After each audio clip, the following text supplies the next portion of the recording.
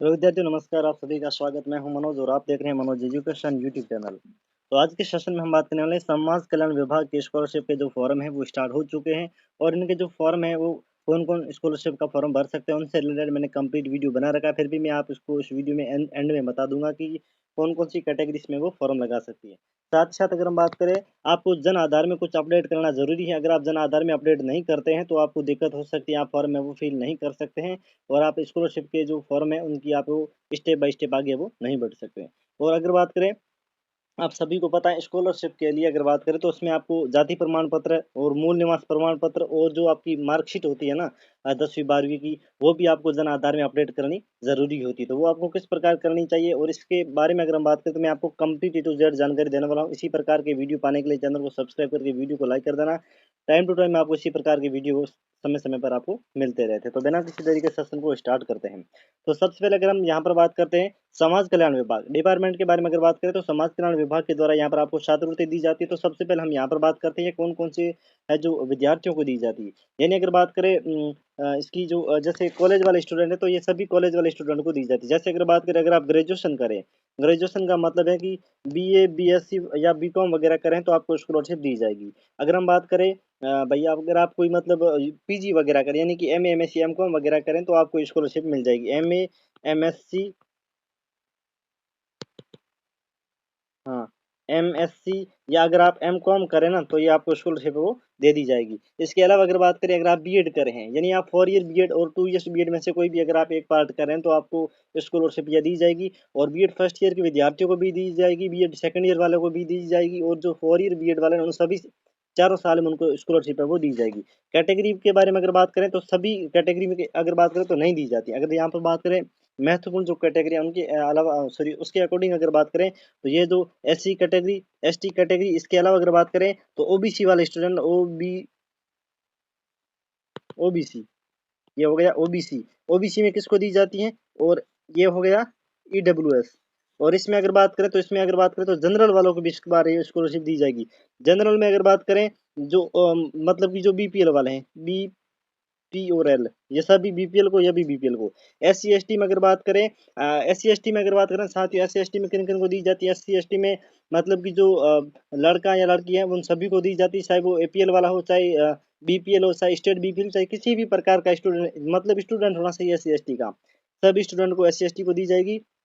General में BPL वालों को मिलेगी, ओबीसी में बीपीएल वालों को मिलेगी, ईडब्ल्यूएस में बीपीएल वालों को मिलेगी। ये आपको कंप्लीट जानकारी होनी अनिवार्य है क्योंकि पिछली बार क्या हुआ इसमें स्कॉलरशिप इनको नहीं दी गई थी। ये जो 3 कैटेगरी है ओबीसी बीपीएल को दी गई थी, ईडब्ल्यूएस को नहीं दी गई थी, जनरल को नहीं दी गई थी। इस बार बीपीएल वाले जितने भी कैटेगरी है ना उन सभी स्टूडेंट को वो दी जाती है। यहाँ पर अगर बात करें जैसे जो बीपीएल वाले हैं तो इनके अकॉर्डिंग अगर बात करें तो देखो काफ़ी सारे जो स्टूडेंट है ना वो मतलब कि स्टेट बीपीएल वाले भी हैं तो उनको तो स्कॉलरशिप 101% को भी मिलेगी। तो अभी जो मैंने कैटेगरी बताई है general BPL, OBC BPL, EWS BPL को स्कॉलरशिप मिलेगी, एससी एसटी को स्कॉलरशिप मिलेगी। इसी के साथ में अगर बात करें अगर कोई स्टूडेंट है ठीक है वो मतलब विकलांग है तो उनको मिलेगी या वो विकलांग की मतलब कि उनकी जो संतान है जैसे या उनकी मम्मी पापा हैं जो कोई भी विकलांग है तो उनसे रिलेटेड उनका विकलांग प्रमाण पत्र चाहिएगा तो उन स्टूडेंट को भी मिल जाएगी चाहे वो एपीएल से हो। ठीक है, अगर कोई विधवा का बच्चा है तो उनको भी स्कॉलरशिप दे दी जाएगी। और इसके अलावा अगर बात करें विकलांग वाला है तो वो अभी मैंने बता दिया है, परिपक्वता है डिवोर्स वाला वगैरह है तो उनको भी स्कॉलरशिप ये वहाँ पर है वो दी जाती है। ये हो गई कंप्लीट। डॉक्यूमेंट के बारे में अगर मैं बात करूँ तो डॉक्यूमेंट में आप सभी को पता है इसमें आपकी 10वीं 12वीं की मार्कशीट लगेगी। इसके अलावा अगर बात करें आपकी लास्ट ईयर की मार्कशीट भी लगेगी। जैसे अगर आप बात करें आप ग्रेजुएशन करके आप बीएड में आए हैं तो बीएड में आप फर्स्ट ईयर में हैं, ग्रेजुएशन करने के ग्रेजुएशन के आधार पे आप बीएड करें तो ग्रेजुएशन की लास्ट ईयर की जो मार्कशीट है वो आपकी इसमें लगेगी। और इसके अलावा अगर बात करें जो आपकी फीस की रसीद है, फीस की रसीद का मतलब ये है जैसे आपने बीएड वाले स्टूडेंट है तो बीएड में आपको पता है 27,000 रुपये जो आपकी फीस लगती है। तो एक आपकी 5,000 रुपये प्लस अगर बात करें 22,000 रुपये जो आपने फीस भरी थी उनके वो जो आपको रसीद मिली थी ई मित्र के माध्यम से वो आपको रिसिप्ट आपको उसमें लगानी अनिवार्य होगी। इसी के साथ में अगर बात करें तो काफ़ी सारे जो स्टूडेंट है ना कुछ स्टूडेंट ऐसे हैं जो मतलब कि जिनका गैप है। जैसे अगर बात करें अभी 2023 में जो अभी बीएड कर रहे हैं तो उनका जो ग्रेजुएशन वगैरह है वो 1-2 साल पहले हुआ था। 1-2 साल का या 2-3 साल का उसमें गैप है ग्रेजुएशन और बीएड के मध्य। तो उन स्टूडेंट को क्या लगाना होगा, उनको एक गैप सर्टिफिकेट लगाना ज़रूरी होता है। आपको बना करके तैयार रखना है एसएसआईडी में। वहाँ पर आपका जब आज स्कॉलरशिप का फॉर्म भरेंगे तब उसमें आपसे माँगा जाएगा। अगर आप देखो ये आपको जो उस समय आपको लगाना पड़ेगा। अब देखो एक महत्वपूर्ण जानकारी ये आती है कि काफी सारे जो स्टूडेंट है ना, उनके पास में मतलब कि जाति प्रमाण पत्र, मूल निवास वगैरह नहीं है। तो अभी जो मैंने बता दिया, 10वीं 12वीं की मार्कशीट लगेगी, लास्ट ईयर की मार्कशीट लगेगी, 5,000 की रसीद, 22,000 की रसीद, ये बीएड वालों को कर रहे हूँ। और इसके अलावा अगर बात करें, आपका जाति प्रमाण पत्र लगेगा और मूल निवास प्रमाण पत्र लगेगा। जाति प्रमाण पत्र, मूल निवास और एक आपका इनकम सर्टिफिकेट और एक आपका फोटो, यानी एक फोटो, 10वीं 12वीं मार्कशीट, लास्ट ईयर की मार्कशीट, 5,000 प्लस 22,000 यानी 27,000 रुपये की फीस, जाति प्रमाण पत्र, मूल निवास और आय प्रमाण पत्र। अब हम बात करते हैं जाति प्रमाण पत्र और मूल निवास और आय के बारे में। तो ये अगर बात करें, जैसे देखो अभी काफी सारे स्टूडेंट है ना, उन्होंने अभी नवीनतम है वो बनाई है, जाति प्रमाण पत्र है, आय प्रमाण पत्र है, सॉरी आय प्रमाण पत्र नहीं, जाति और मूल, यानी कि कास्ट और डोमेस्टिक जो डोमेस्टिक सर्टिफिकेट, इसके बारे में अगर हम बात करें, तो आप सभी को पता होना चाहिए कि यह जो है ना वो जन आधार के माध्यम से आपके अपडेट होगी। जैसे आप जन आधार पोर्टल ओपन करेंगे, ठीक है, तो वहां पर सबसे पहले आपको अपनी केवाईसी, आप सभी को पता भी हाल ही में 2-4 दिन पहले ई केवाईसी का एक ऑप्शन डाला है गवर्नमेंट के द्वारा, गवर्नमेंट ऑफ राजस्थान के द्वारा। और उस ई केवाईसी में मैं अगर बात करूं आपको, तो आपको सभी को पता होना चाहिए। परिवार में जैसे अगर बात करें, कोई भी सदस्य जो 18 वर्ष से ऊपर का है, तो उन सभी जो मेंबर को वो ई केवाईसी करवाना जरूरी होता है। पहले आपको जो आपका जन आधार है, जन आधार में अपडेट होना जरूरी है। इसके अभाव में यहाँ पे वो छात्रवृत्ति आपको नहीं मिलेगी। ठीक है, जो जो आपके परिवार के 18 प्लस वाले हैं ना, एज वाले हैं ना, उनको अपनी जो ई मित्र के माध्यम से, अपने मोबाइल से भी ओटीपी के माध्यम से आप वो उनकी ई केवाईसी करवाना होगी। और ध्यान रहिए, ई केवाईसी करवाए आप अपनी जो डॉक्यूमेंट है ना उसके अकॉर्डिंग ही करवाई, क्योंकि आपके जो नेम वगैरह है, डेट ऑफ बर्थ है, मदर्स नेम, फादर्स नेम वगैरह जो भी उसमें लिखी हुई डिटेल है, वो आपकी सही होनी जरूरी है। सबसे महत्वपूर्ण ये है। उसके बाद में आप ई केवाईसी करवाई, क्योंकि ई केवाईसी करवाने के बाद में अगर आप कुछ चेंज करवाना चाहते हैं ना, तो उसमें आप वो चेंज नहीं कर सकते। आपको ध्यान में रखना जरूरी है। केवल ये एक बार ई केवाईसी होता है, उसके बाद में आप इसमें कभी भी ये वो चेंजेस वगैरह आप वो नहीं कर सकते। तो बिल्कुल आप ध्यान से उसको ई केवाईसी करवाए। ई केवाईसी करवाते समय अगर बात करें, जैसे आप अपनी, जैसे अगर मैं मतलब ई केवाईसी करवा रहा हूँ और मेरी मुझे स्कॉलरशिप का फॉर्म भरना है, तो मुझे अपनी जो आईडी वगैरह, आप सभी को पता जन आधार आईडी, तो वहां पर मैं अपने परिवार का जो जन आधार आईडी जो ओपन करता हूँ, उसमें अपना नाम ढूंढ करके उसमें जो मतलब कि उसमें आएगा चेंज करने के लिए आता है, एडिट जन आधार एडिट आता है, तो उसमें क्लिक करके वहां पर हमें जो अपना जो, जैसे मेरे अपनी आईडी खोल देता हूँ, तो उसमें एक आता है अपने जाति प्रमाण पत्र अपडेट का आता है, और एक आता है मूल निवास प्रमाण पत्र। जाति प्रमाण पत्र में आप सभी को अपडेट करना होगा, और अपडेट करने के लिए आप सभी को पता है, आपने जो डिजिटल वाला जो बनाया ना जाति प्रमाण पत्र, उसमें जो 20 में लिखा हुआ मिलेगा टोकन नंबर, तो वो टोकन नंबर आपको वहां पर वो डालना होगा। तो अपने आप जैसे टोकन नंबर आप डालते हैं, तो अपने आप वहां पर है वो वेरीफाइड का है वो एक आ जाता है, सिंबल आ जाता है। और मूल निवास में भी आपको वही करना है, आपको टोकन नंबर डालना। आप देखो काफी सारे जो स्टूडेंट है ना, कुछ स्टूडेंट ऐसे भी है गिने चुने हैं, जिनका मतलब जैसे SC ST वालों, आप सभी को पता है, उनका आजीवन रहता है वो जाति प्रमाण पत्र, तो उनका काफी पुराना वगैरह बना हुआ है, तो डिजिटल बना होना होना जरूरी है। और काफी सारे स्टूडेंट ने उनके 2000 लगभग 16 से पहले का बना हुआ, उसमें टोकन नंबर नहीं लिखा हुआ है। टोकन नंबर अगर नहीं लिखा हो, तो जो सबसे नीचे आपको पता है, इस तरह जैसे मान के चल सकते हैं कि ये एक आपका जाति प्रमाण पत्र है, तो इस साइड में एक नीचे है ना, ये अभी जो आपको दिख रहा है सिंबल, इस प्रकार के एक आपका वो मिलेगा QR वगैरह उस साइड में। तो वहां पर उसमें कुछ नंबर वगैरह लेके हुए सीरियल नंबर, वो आपको डालना है, वही आपके टोकन नंबर होते हैं, आपको ध्यान में रखना है। इसके अलावा अगर बात करें जन आधार में, एक और आपको क्या अपडेट करना है। जैसे आपने जन आधार जो कर दिया है, अपडेट करने के लिए आप जाते हैं, तो अपडेट करने से पहले आपको ध्यान रखना, सब भी संपूर्ण जानकारी आपको है जो सही होनी जरूरी है। जैसे आप एक विद्यार्थी हैं, ठीक है, तो आप एक स्टूडेंट होने के नाते आपको अपने क्या क्या अपडेट करना है। एक तो आपको जन आधार अपडेट में सबसे पहले आपको जाति प्रमाण अपडेट करना है। उसके बाद में अगर बात करें, आपको आय प्रमाण, यानी ये आपका हो गया जाति प्रमाण यानी कास्ट सर्टिफिकेट, ये आपका हो गया मूल निवास, MWL यानी कि मूल निवास, ठीक है। और तीसरा अगर बात करें, आपको अपनी जो बैंक डिटेल वगैरह है, जैसे अगर बात करें, आप सभी को पता होना जरूरी है कि पहले अगर आपकी जो स्कॉलरशिप है ना, आपकी पेरेंट्स के अकाउंट में आ जाती थी, लेकिन इस बार समाज कल्याण विभाग ने अपने नियमों को चेंज करते हुए ये साफ साफ लिखा है। जब आप स्कॉलरशिप का फॉर्म फिल करेंगे, तब आपको पता चलेगा, उसमें लिखा हुआ मिलेगा, एक पॉपअप आता है, उसमें ये लिखा हुआ कि विद्यार्थी स्वयं का बैंक अकाउंट होना जरूरी है। तो आपको बैंक अकाउंट आपका होना जरूरी है। वहां पर आप जो अपने जन आधार में आप अपनी जो बैंक अकाउंट नंबर है, IFSC कोड वगैरह है, तो वो वहां पर आपको डालना होगा। उसके बाद में आप अपडेट कर देना, ठीक है। वो जैसे ही देखो, ये तो आपके हैंड टू हैंड अपडेट हो जाएंगे। जाति प्रमाण पत्र है, मूल निवास है, अकाउंट, ये आपके जो हो गए, ठीक है। इसके अलावा अगर बात करें, जो आपका जन आधार में जो आपका नाम दिया हुआ ना, वो सेम टू सेम आपके 10वीं 12वीं की मार्कशीट, मतलब जो 10th की मार्कशीट होती है, उसमें वही होनी चाहिए। डेट ऑफ बर्थ भी वही होनी चाहिए। जो आधार कार्ड है उसमें भी वही आपकी होनी चाहिए। और आपका आधार कार्ड है वो अपने बैंक अकाउंट से जुड़ा होना, यानी लिंक होना जरूरी है।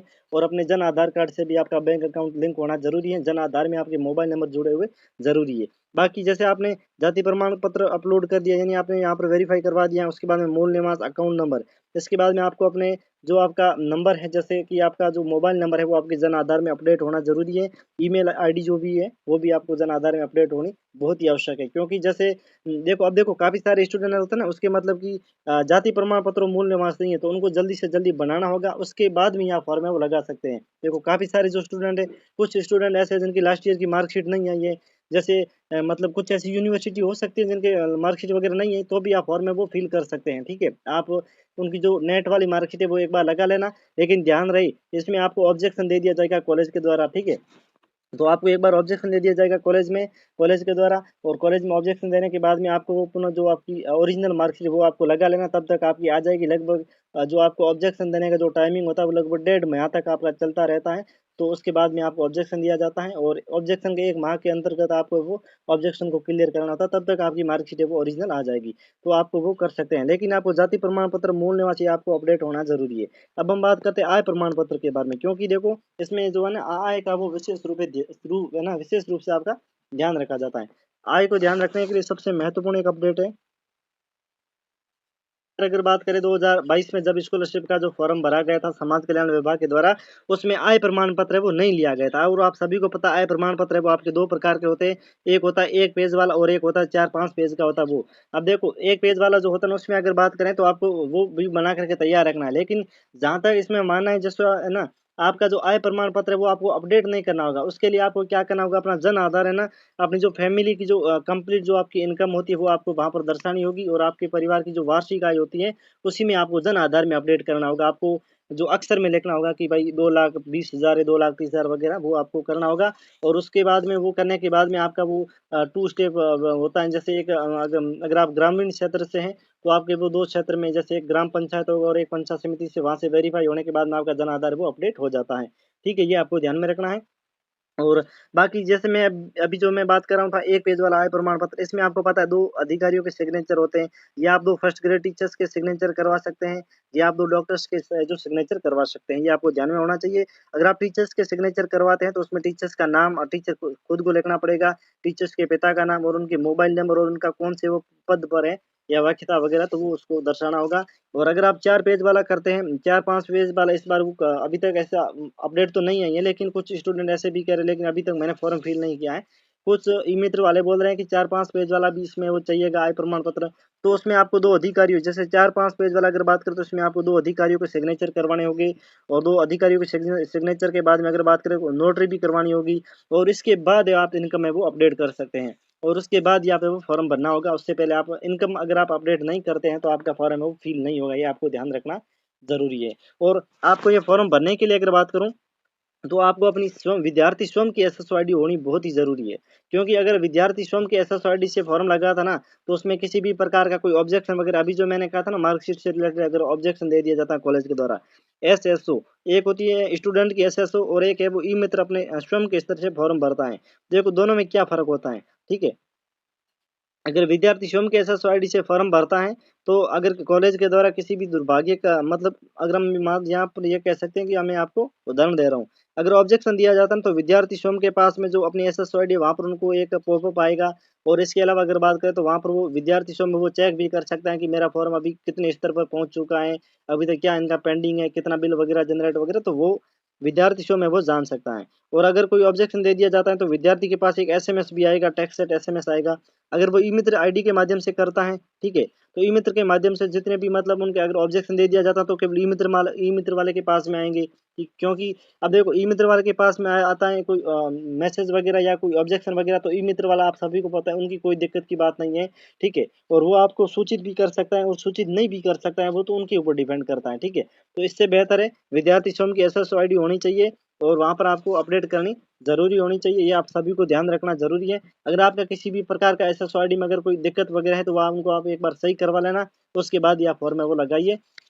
अब ये हो गया। अब मैं देखो थोड़ी-सी और एक और जानकारी यहाँ पर आपको दे देना चाहूँगा कि जन आधार में अपडेट मैंने अभी बता दिया, जन आधार में अपडेट से पहले आपको ये वीडियो आपने देख लिया है, और उसके बाद में आपको ये अपडेट करना होगा। अब स्कॉलरशिप के बारे में अगर बात करें तो करीबन-करीबन यहाँ पर 29,000 के करीबन यहाँ पर आपको स्कॉलरशिप, 29,000 रुपए के करीबन यहाँ पर आपको स्कॉलरशिप वो दी जाती है समाज कल्याण विभाग के द्वारा। कितनी रुपए? 29,000 रुपये के करीबन स्कॉलरशिप दी जाती है। और मुख्यमंत्री उच्च शिक्षा छात्रवृत्ति के जो फॉर्म है वो भी पुनः स्टार्ट हो चुके हैं। जल्दी से जल्दी आप अपने फॉर्म ई मित्र के माध्यम से फिलअप कर देना, ठीक है। तो आज की वीडियो में बस इतना ही। इसी प्रकार के वीडियो लेने के लिए चैनल को सब्सक्राइब कर देना, वीडियो को लाइक कर देना। टेलीग्राम पर अभी तक हमारे चैनल पर नहीं जुड़े हैं टेलीग्राम पर, तो एक बार जुड़ जाइए। इसी वीडियो के नीचे आपको लिंक मिल जाएगी टेलीग्राम पे, वहाँ पर आप एक बार ज्वाइन हो जाइए। तो मिलते हैं किसी और नेक्स्ट वीडियो में, तब तक के लिए आप सभी को धन्यवाद।